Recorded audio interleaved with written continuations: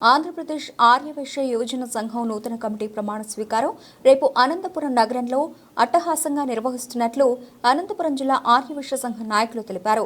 నగరంలో ఇవాళ ఆర్యవైశ్య సంఘ నాయకులు మీడియా సమావేశం నిర్వహించారు. ఈ సందర్భంగా వారు మాట్లాడుతూ నూతన ఆర్యవైశ్య యువజన సంఘం అధ్యక్షుడిగా దూపకుంట్ల శబరి వరప్రసాద్ ఎన్నికయ్యారని, ఆయన ప్రమాణ స్వీకారానికి రాష్ట్ర వ్యాప్తంగా ఉన్న ఆర్యవైశ్యులందరూ తరలి వస్తున్నట్లు తెలిపారు.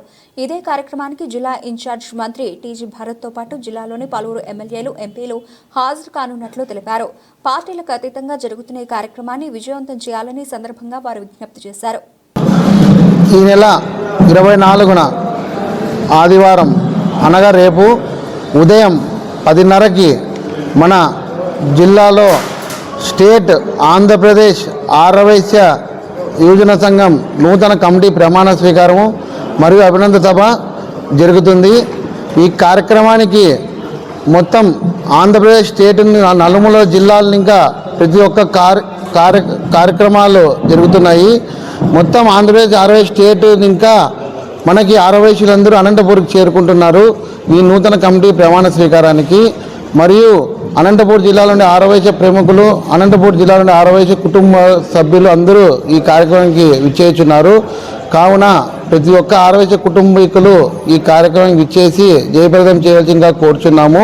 అలాగే మొదటిగా మనకు జిల్లా ఇన్ఛార్జ్ మినిస్టర్ మా టీజీ భరత్ అన్న వస్తున్నారు. ఆయనకు కూడా ఘన స్వాగతం పలుకుతున్నాము. ఈ కార్యక్రమానికి చీఫ్ గెస్ట్గా టీజీ భరత్ గారు మరియు జిల్లా ఇన్ఛార్జ్ మినిస్టర్ టీజీ భరత్ గారు మరియు జిల్లాలో వివిధ మినిస్టర్లు, ఎమ్మెల్యేలు, ఎంపీలు అందరూ ఈ కార్యక్రమానికి హాజరవుతున్నారు. అందుకని పెద్ద ఎత్తున ప్రజలు, మన వైశ్యులు అందరూ పాల్గొని ఈ కార్యక్రమాన్ని విజయం కోరుచున్నాము. అలాగే ఈ పార్టీలు అతీతంగా ఇక్కడ మేము కార్యక్రమం పెట్టినాము. అన్ని పార్టీలు అతీతంగా పెట్టాము. అందరూ రావాల్సిందిగా కోరుచున్నాము. ఈ కార్యక్రమం గుత్తి రోడ్లో కేటీఆర్ ఫంక్షన్ హాల్లో జరుగుతుంది. ప్రతి ఒక్క ఆర్యవైశ్యులు ఈ కార్యక్రమానికి విచ్చేస్తే ఒకే తాటి మీద ఒకే ఇదిగా ఉన్నామని చెప్పి మన బలం చూపించవలసిందిగా కోరుతున్నాం.